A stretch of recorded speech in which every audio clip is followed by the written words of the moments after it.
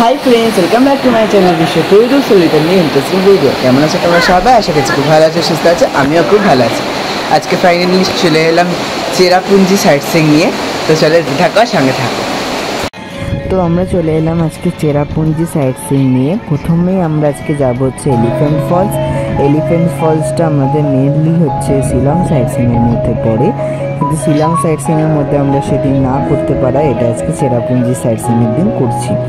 রাস্তাটা অপরূপ ছিল, মেঘ ভাসছে সেই সময়কার রাস্তা, দারুণ রাস্তা ছিল। তারপরে আসছে হচ্ছে তোমার এলিফ্যান্ট ফলস। এলিফ্যান্ট ফলসে তোমার ঝর্ণা প্রচুর ছিল এবং ঝর্ণাটা খুব রিস্কি ঝর্ণা ছিল, আর এবং বৃষ্টি পড়ছিল সারাদিন আনফর্চুনেটলি। তো যেহেতু মেঘের রাজ্য, মেঘের দেশ, তো বৃষ্টি তো পড়বে, সেটা তো মাস্টই। কিন্তু এতটা বৃষ্টি আমাদের কিন্তু অতটাও ভালো লাগছিল না, আর ঠান্ডা কিন্তু বেশ ছিল।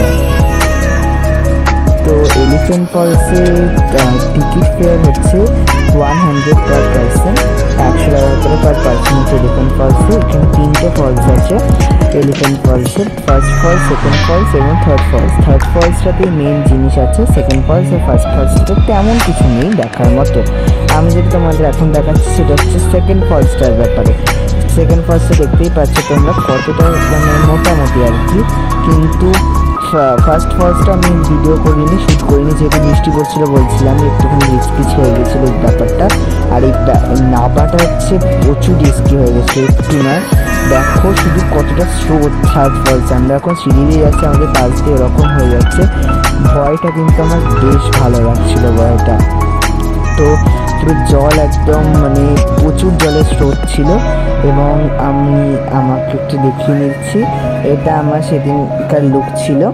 তো বৃষ্টিতে ভিজে ভিজে তাও আমরা আর কি গেছিলাম, কিন্তু দারুণ লাগছিল এই ব্যাপারটা এনজয় করতে। ফুললি একটা আমার জন্য একটা নিউ এক্সপিরিয়েন্স এই পুরো ব্যাপারটা। তো আমার আর কি একটা নতুন অভিজ্ঞতা হলো জীবনের মধ্যে। পাহাড় তো আমি বরফেও দেখেছি, পাহাড় আমি নর্মালও দেখেছি, কিন্তু এই বর্ষার পাহাড় হচ্ছে একটা আলাদা অপরূপ দৃশ্য, তার সাথে এরকম ঝর্ণা। আমি দেখেই আমার এখনও মনে পড়ে যাচ্ছে ব্যাপারটা। আর মানে দারুণ ছিল সত্যি। এই ফলসটা হচ্ছে কতটা যে স্রোত, তোমরা দেখেই হয়তো ইমাজিন করতে পারছো যে কতটা লেভেলের স্রোত এইখানকার।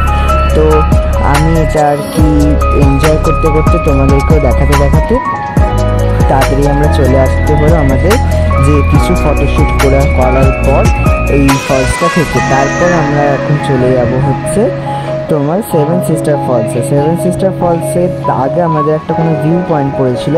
ভিউ পয়েন্টটা হচ্ছে green valley type view point, খুব সুন্দর, মেঘ ভাসছিল এবং সেখান থেকে আমাদের ভিউ পয়েন্টটা ছিল।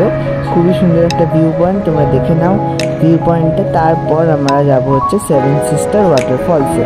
সেভেন সিস্টার ওয়াটারফলসটা হচ্ছে আমাদের মনকে খুব মুগ্ধ করে দিয়েছে। মেঘালয় ট্রিপে হচ্ছে মোস্ট যেটা ভালো লাগার জায়গা আমাদের হয়েছিল সেভেন সিস্টার ফলস। কারণ আমরা পরবর্তীতে তুমি দেখতে পাবো তোমরা ভিডিওতে যে ডাউকিতে কিন্তু আমাদের কিছু প্রবলেম থাকার কারণে, মানে ডাউকির বোটিংয়ে কিছু প্রবলেম থাকার কারণে কিন্তু আমরা বোটিংটা করতে পারি না, এটা কিন্তু আমরা মিস গেছে। সেহেতু এটা হচ্ছে এই গ্রিন ভ্যালিতে খুব সুন্দরভাবে আমরা কিন্তু সেভেন সিস্টারটাকে এনজয় করেছি। বৃষ্টি পড়ার কারণে মেঘ কিন্তু বেড়ে যাচ্ছিল, কিন্তু ফর্চুনেটলি আমরা যখন যাই সেভেন সিস্টার ফলসে পুরো মেঘ সরে যায় এবং সেভেন সিস্টার ফলস মানে ক্লিয়ারলি আর কি দেখা গেছিলো। এটা কিন্তু আমাদের জন্য খুবই একটা লাকি ব্যাপার ছিল। এখন আমি আমাদের গ্রিন ভ্যালিটাই দেখাচ্ছি, এত সুন্দর গ্রিন ভ্যালিটা সেটা বলার মতো ভাষা নেই, আমার ভাষা প্রকাশ করার মতো নেই এটা আমার। তারপর আমরা এখানে তেমন কোনো এন্ট্রি ফি ছিল না গ্রিন ভ্যালিতে, কিন্তু রোড সাইডে কিন্তু প্রচুর ঝর্ণা, ঠিক আছে, ঝর্ণার কিন্তু প্রচুর আছে। মানে এই বর্ষাকালে গেলে তোমরা ঝর্ণাটাকে একদম চুটি এনজয় করতে পারবে, কিন্তু তোমরা যেমন ডাউকি পাবে না। তো কিন্তু বৃষ্টির মধ্যে এটা একটু যা লাগছিলো, কিন্তু এটা ফুল বললামই নিউ এক্সপিরিয়েন্স। তো এত সুন্দর ব্যাপারটা এসেছিলো, মানে বলে বোঝানোর মতো নয়, মনোমুগ্ধকর ব্যাপার একটা এসেছিলো। তারপর তোমরা দেখতে থাকো গ্রিন ভ্যালি এনজয়টা, তারপর আমরা আসছি আবার সেভেন সিস্টারে।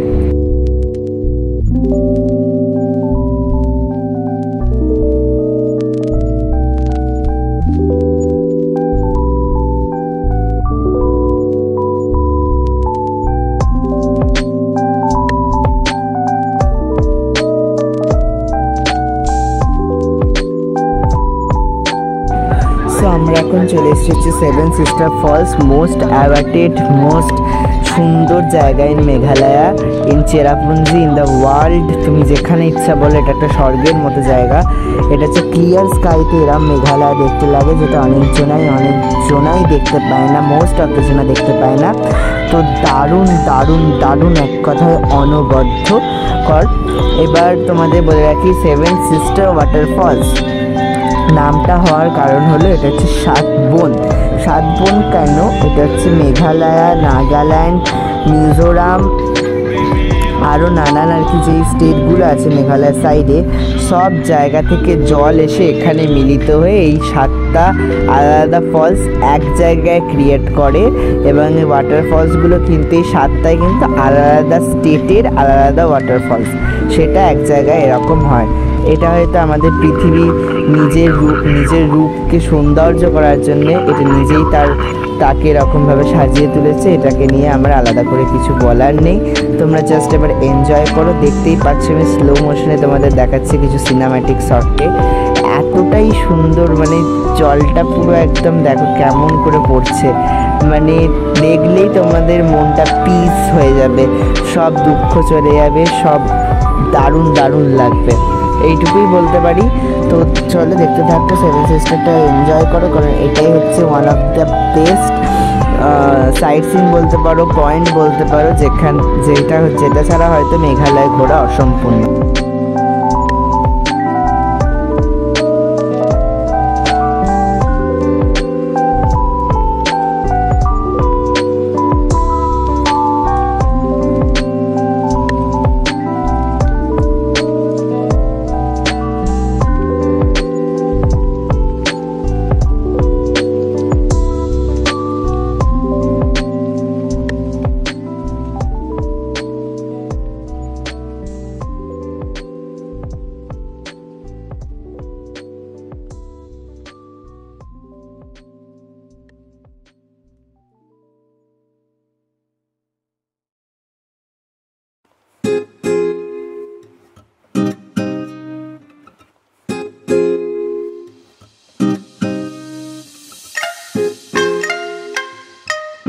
এবারে মেঘের রাজ্যের সাথে আমার একটুখানি আলাপ পরিচয় তোমরা দেখে নাও।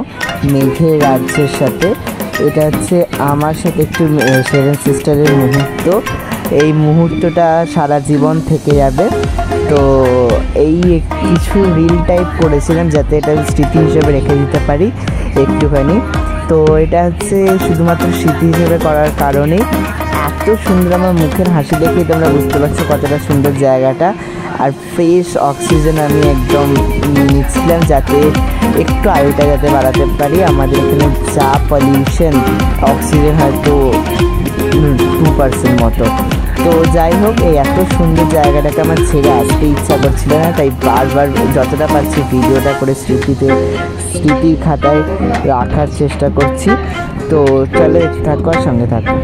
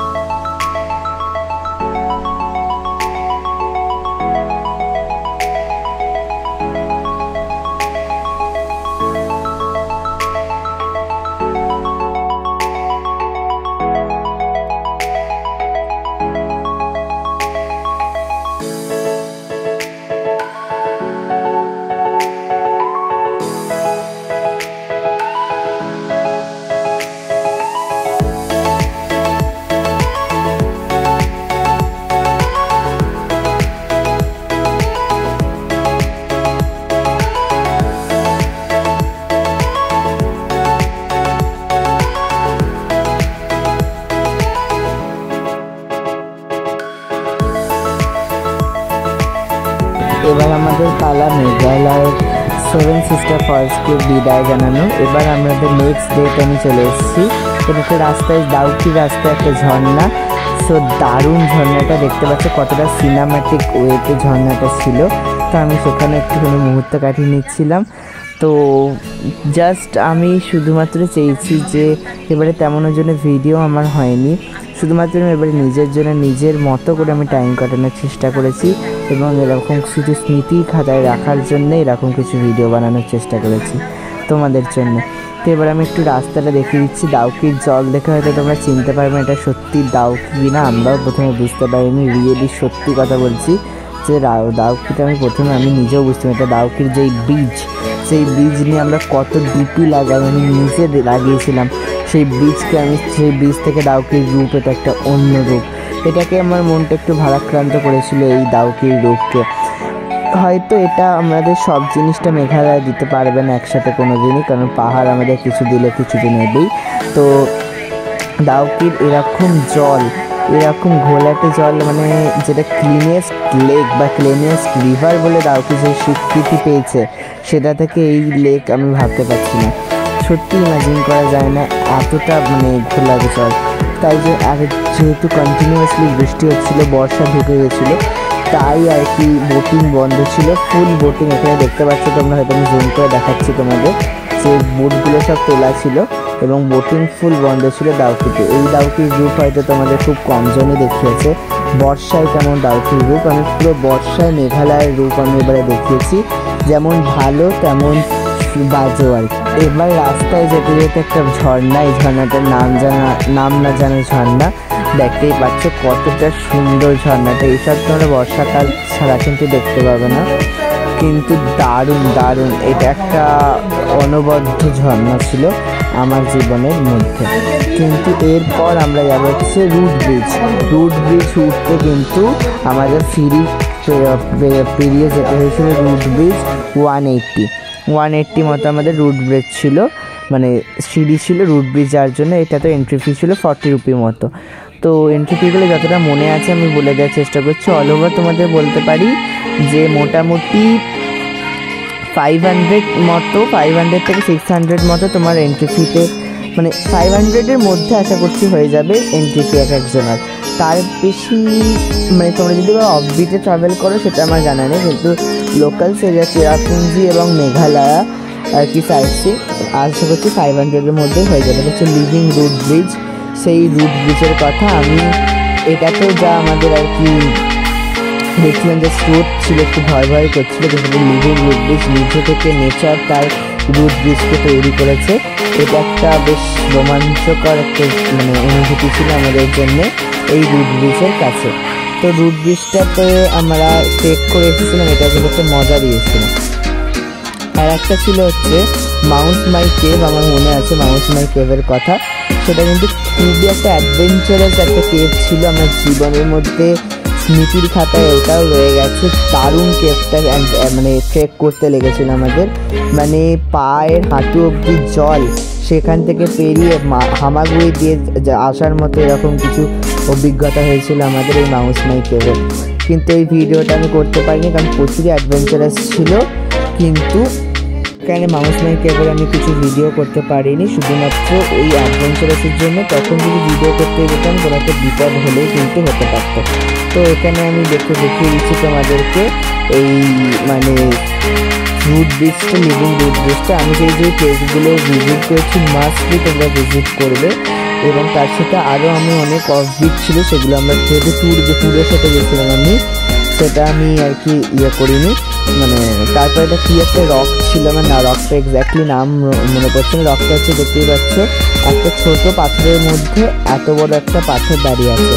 এটা তেমন দেখার মতো ছিল না, আমি বলবো যেটাতে তোমরা যেও না। এটা হচ্ছে যেটা আর কি তোমরা যেই ট্যুরটা করবে ওই মাওফালাং ভিলেজ অ্যান্ড অল, সেটাতে তোমরা এটা করতে পারো। আর এটা হচ্ছে শেষে আমরা যখন কাঞ্চনজঙ্ঘা এক্সপ্রেস করে আসছিলাম, সেটা ট্রেন দুর্ঘটনায়, আমি যে কাঞ্চনজঙ্ঘা এক্সপ্রেস করে এসেছি তার আগের দিন কাঞ্চনজঙ্ঘা এক্সপ্রেসে এটা দুর্ঘটনাটা, রেল দুর্ঘটনাটা আমি দেখেই জাস্ট অবাক। মানে আমাদের তো ভাবছিলাম যে ট্রেন না ক্যান্সেল হয়ে যায়, আমার যে কী ভাগ্য, আমাদের কী যে লাখ, তার আগের দিনই হয়েছে। এটা যদি সেই দিন হতে জানি না কী হতো, হয়তো এটার জন্যই বলে ঠাকুর আছে, লাখ আছে। তো যাই হোক, তোমরা দেখতে থাকো, সঙ্গে থাকো। আশা করছি পরবর্তীতে আরও নতুন নতুন ভিডিও নিয়ে আসবো। আজকের জন্য এইটুকুই। যদি ভালো লেগে থাকে প্লিজ লাইক, কমেন্ট, শেয়ার, সাবস্ক্রাইবটা করে দেবে, পাশে রাখা বেল আইকনটা টিপে দেবে। এখনের মতো আমরা শেষ করলাম মেঘালয় সিরিজ। আমি দুটোর মধ্যে শেষ করতে আমার বাধ্য করলাম আমাকে, কারণ এবার আমার তেমন কিছু ভিডিও করি।